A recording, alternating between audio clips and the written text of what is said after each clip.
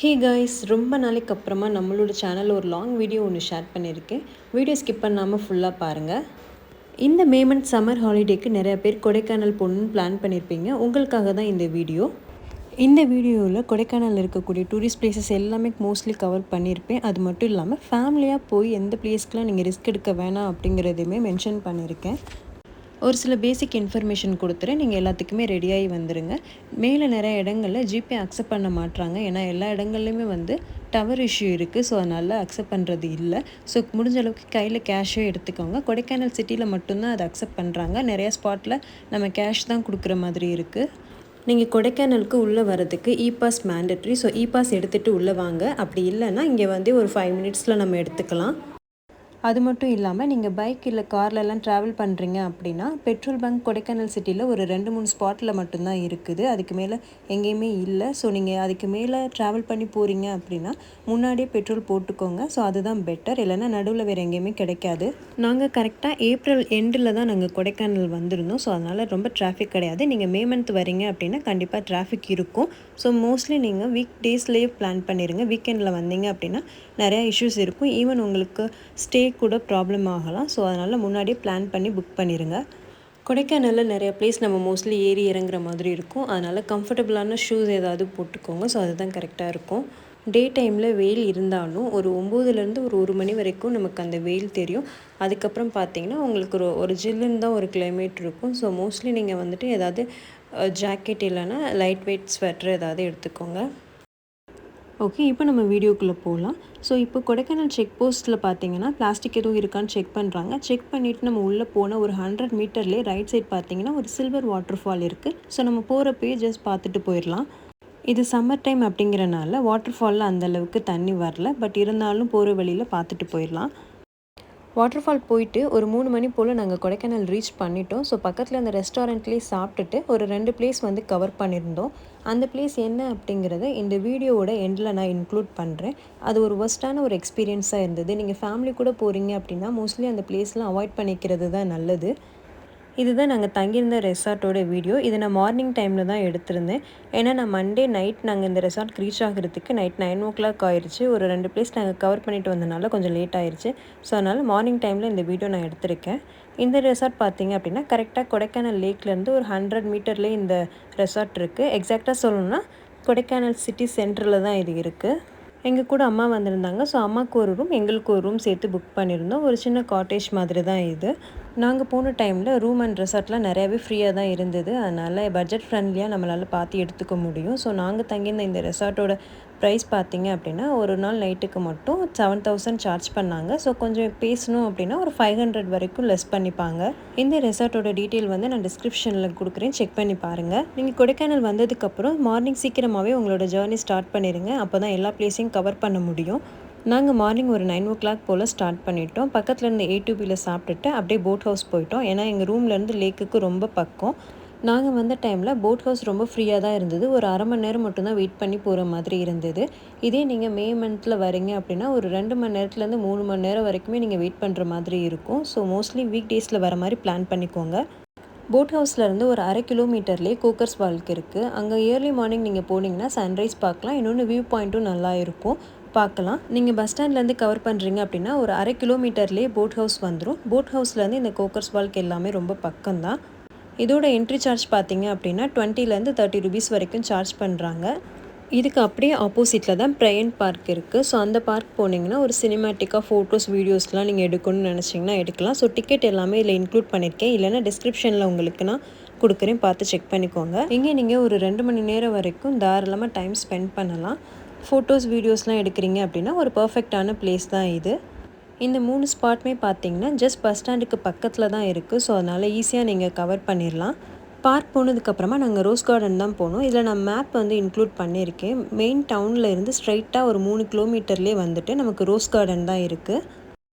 இதில் நீங்கள் ஸ்ட்ரைட்டாக போனீங்கன்னா ரோஸ் கார்டன், இதில் லெஃப்ட் எடுத்து போனோம் அப்படின்னா குணா கேவ் இருக்கும், அப்பர் லேக் வியூ பாயிண்ட், அப்புறம் பைன் ஃபாரஸ்ட், இந்த மாதிரி நிறையா ஸ்பாட் இருக்கும். ஃபஸ்ட்டு நம்ம ரோஸ் கார்டன் கவர் பண்ணிவிட்டு நெக்ஸ்ட் ஸ்பாட்லாம் போகலாம். நாங்கள் வந்த டைமில் ரோஸ் கார்டனில் எந்த ஒரு ஃப்ளார்ஸும் பெருசாக பார்க்க முடியல. ஏன்னா அப்போ தான் பதியம் போட்டிருக்கோன்னு சொல்லியிருந்தாங்க. நாங்கள் ஏப்ரல் எண்டில் தான் வந்திருந்தோம்.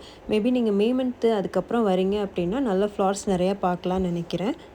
சம்மர் டைம் அப்படிங்கிறனால நிறையா பிளேசஸ் பார்த்திங்கன்னா கொஞ்சம் ட்ரையாக தான் இருந்தது. அண்ட் இன்னொரு முக்கியமான விஷயம் என்னென்னா, நிறைய பேர் கொடைக்கானல் வந்து ரொம்ப ஹாட்டாக இருக்குதுன்னு சொல்லியிருந்தாங்க. ஒரு 9 மணிலேருந்து மதியம் 1 மணி வரைக்கும் தான் கொஞ்சம் வெயில் தெரியும். அந்த வெயிலும் பார்த்திங்கன்னா கொஞ்சம் இதமான ஒரு வெயிலாக தான் இருக்கும். ரோஸ் கார்டனுக்கு அப்புறமா நாங்கள் குணா கேவ் தான் போகணுன்னு நினச்சோம். ஸோ குணா கேவ் போகிறதுக்கு முன்னாடி நிறையா ஸ்பாட் இருந்தது. ஸோ அது எல்லாமே ஒரு சர்க்கிளில் அப்படியே உங்களுக்கு கவர் ஆயிரும். Upper lake view point and pine forest, Guna cave அப்படின்ட்டு நிறையா ஸ்பாட் வந்துடும். ஸோ அப்படியே பார்த்துட்டு போயிடலாம். இது அப்பர் லேக் வியூ பாயிண்ட் தான், போகிற வழியிலே பார்த்துட்டு போயிடலாம். இதுக்குன்னு எந்த ஒரு என்ட்ரி சார்ஜும் கிடையாது. இதை முடிச்சுட்டு நீங்கள் போகிற வழியில் லெஃப்ட் எடுத்தீங்க அப்படின்னா டால்ஃபின் நோஸ் அப்படின்னு சொல்லிட்டு பில்லரோட ஒரு வியூ பாயிண்ட் ஒன்று இருக்கும். அது டால்ஃபினோட நோஸ் அந்த ஷேப்பில் இருக்கும் அப்படிங்கிறனால இந்த பேர் வந்து வச்சுருக்காங்க. ஸோ நீங்கள் போகிற வழியில் அதை பார்த்துட்டு போயிடலாம்.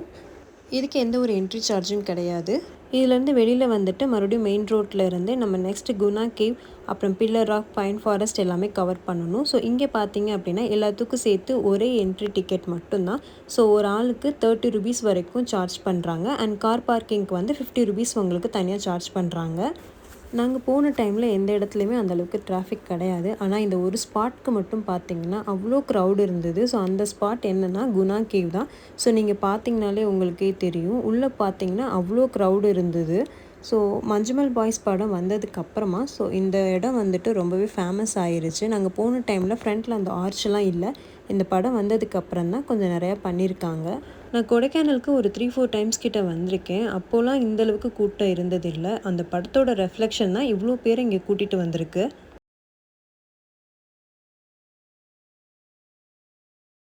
ஸோ குணா கேவுக்கு பக்கத்துலேயே பில்லர் ராக் அப்படின்ட்டு 1 கிலோமீட்டரில் இருக்குது. ஸோ அதோட வியூ பாயிண்ட் இப்படி தான் இருக்கும்.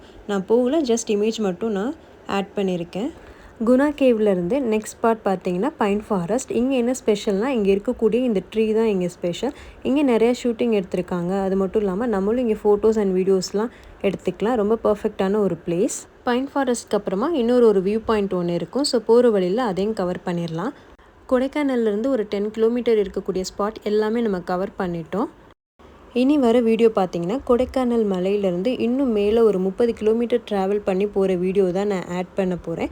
இதை தான் நான் லாஸ்ட்டாக இன்க்ளூட் பண்ணிடுறேன் அப்படின்னு சொல்லியிருந்தேன். ஸோ அந்த வீடியோஸ் தான் இப்போ ஆட் பண்ண போகிறேன். இதுதான் ஒரு ஒஸ்ட்டான ஒரு எக்ஸ்பீரியன்ஸாக இருந்தது. ஸோ அது என்ன அப்படிங்கிறத பார்க்கலாம். கொடைக்கானல்லேருந்து ஒரு 20 கிலோமீட்டர் ட்ராவல் பண்ணி மேலே போகணும் அப்படின்னா பூம்பாறை அப்படின்னு சொல்லிட்டு ஒரு சூப்பரான ஒரு வில்லேஜ் இருக்குது. ஸோ அதோடய வியூ பாயிண்ட் பார்க்குறதுக்கே நிறையா பேர் போவாங்க. பூம்பாறை ஒரு சேஃபான ஒரு வில்லேஜ் தான், பார்க்க ரொம்ப அழகாக இருக்கும். அந்த ஊரில் என்ன ஸ்பெஷல் அப்படின்னா, அங்கே இருக்கக்கூடிய மலை சரிவுகளில் அடுக்கடுக்காக வீடுகள்லாம் இருக்கும். அதை பார்க்குறது ரொம்ப அழகாக இருக்கும். மேலேருந்து அந்த வியூ பாயிண்ட் பார்க்குறப்போ அழகாக இருக்கும். அது மட்டும் இல்லாமல் அங்கே இருக்கக்கூடிய ஒரு முருகர் கோயில் வந்து ரொம்ப ஃபேமஸ்ன்னு சொல்கிறாங்க. ஸோ நீங்கள் ஃபேமிலியாக போகிறீங்க அப்படின்னா கண்டிப்பாக விசிட் பண்ணுங்கள்.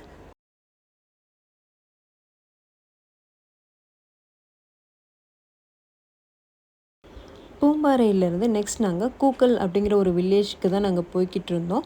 அது பார்த்திங்கன்னா கொடைக்கானல்லேருந்து ஒரு 50 கிலோமீட்டர் டிஸ்டன்ஸில் அந்த கூக்கல் அப்படிங்கிற ஒரு வில்லேஜ் இருக்குது. இப்போது ரீசெண்டாக இன்ஸ்டாகிராம் அண்ட் யூடியூப்லலாம் இந்த கூக்கல் வில்லேஜ் பற்றி கொஞ்சம் நிறையா போட்டிருந்தாங்க. ரொம்ப அழகான ஒரு வில்லேஜாக இருக்குது. அப்புறம் அங்கே இருக்கக்கூடிய லேக், வாட்டர் ஃபால், அப்புறம் ஃபார்ம் ஹவுஸ் பற்றிலாம் நிறையா போட்டிருந்தாங்க. பட் யாருமே வந்துட்டு அங்கே இருக்கக்கூடிய ரோட் கண்டிஷன் என்ன, அண்ட் அங்கே வெதர் கண்டிஷன் எப்படி இருக்கும், விசிபிலிட்டி என்ன, அண்ட் இந்த மாதிரி எந்த ஒரு விஷயமே அவங்க ஆட் பண்ணவே இல்லை. ஸோ அவங்க போய் சேர்ந்ததுக்கப்புறம், அவங்க ரீச் பண்ணதுக்கப்புறம் இருக்கக்கூடிய ஒரு அழகான விஷயத்த மட்டும்தான் அழகாக போஸ்ட் பண்ணுறாங்க, வீடியோ எடுக்கிறாங்களே தவிர்த்து, பட் ஃபேமிலியாக அங்கே போனால் அது சேஃபா அப்படிங்கிற விஷயத்தெல்லாம் அவங்க இன்க்ளூட் பண்ணவே இல்லை. மெயின் ரோட்லேருந்து ரைட் எடுத்தோன்னா கூக்கல் லேக் 5 கிலோமீட்டரில் வரும்னு போட்டிருந்தது. ஸோ நாங்களும் உள்ளே போனோம். ஒரு 5 கிலோமீட்டர் தான். ஆனால் நாங்கள் அரை மணி நேரத்துக்கு மேலே ஆயிடுச்சு அந்த லேக் ரீச் பண்ணுறதுக்கு. யாருக்கெல்லாம் இந்த பிளேஸ் கரெக்டாக இருக்கும்னா, ஃப்ரெண்ட்ஸ் கூட குரூப்பாக 2 வீலரில் வரவங்களுக்கு கரெக்டாக இருக்கும். அது மட்டும் இல்லாமல் இந்த மாதிரி மலையிலலாம் ஏறுறப்போ இதுக்குன்னு தனியாக அந்த ஜீப்லாம் கீழேயே இருக்கும். நீங்கள் கொடைக்கானல்லேருந்து வரப்போ ஜீப்பில் வர்றது பெட்டராக இருக்கும். ஃபேமிலியாக வரீங்க அப்படின்னா எடுத்துக்கோங்க. ஃபைனலாக நாங்கள் இந்த லேக் ரீச் பண்ணிட்டோம். ஸோ சம்மர் டைம் அப்படிங்கிறனால ஸோ லேக்கோட வியூ இப்படி தான் இருந்தது. இந்த லேக்லேருந்து ஒரு 5 கிலோமீட்டர் மேலே ட்ராவல் பண்ணி போனோன்னா ஒரு வாட்டர் ஃபால் அண்ட் ஒரு ஃபார்ம் ஹவுஸ் இருக்குது அப்படின்னு சொல்லியிருந்தாங்க. பட் எங்களால் மேலே ட்ராவல் பண்ணி போக முடியலை. ஆல்மோஸ்ட் டைம் வந்து ஒரு 4 o'clock 5 o'clock ஆயிடுச்சு. ஸோ நாங்கள் கீழே இறங்கி இன்னும் கொடைக்கானல் போகணும். அதனால் நாங்கள் மேலே போகல. அது மட்டும் இல்லாமல் இது சம்மர் டைம் அப்படிங்கிறனால வாட்டர் ஃப்ளோ எதுவும் பெருசாக இல்லை அப்படின்ட்டு போயிட்டு வந்தவங்க சொன்னாங்க. ஸோ அதனால் நாங்களும் போகல.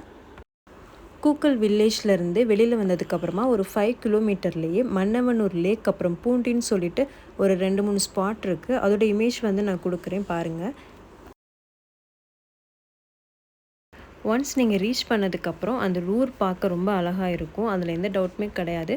பட் வரப்போ கொஞ்சம் சேஃப்டியாக வந்துட்டால் பெட்டர்.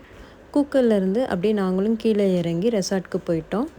நீங்கள் ஃபேமிலி கூட வரும்போது இந்த மாதிரியான இன்டீரியர் ஸ்பாட்லாம் எக்ஸ்ப்ளோர் பண்ணணும்னு நினைக்கிறீங்கன்னா கொடைக்கானல்லேருந்து வரும்போது ஒரு ப்ரைவேட் டாக்ஸி எடுத்துக்கோங்க, அதுதான் பெட்டராக இருக்கும். ஓகே, நானும் இந்த வீடியோவை இதோட ஸ்டாப் பண்ணிக்கிறேன். உங்களுக்கு இந்த வீடியோ பிடிச்சிருந்துச்சுன்னா மறக்காமல் நம்ம சேனலை சப்ஸ்கிரைப் பண்ணுங்கள். Bye bye.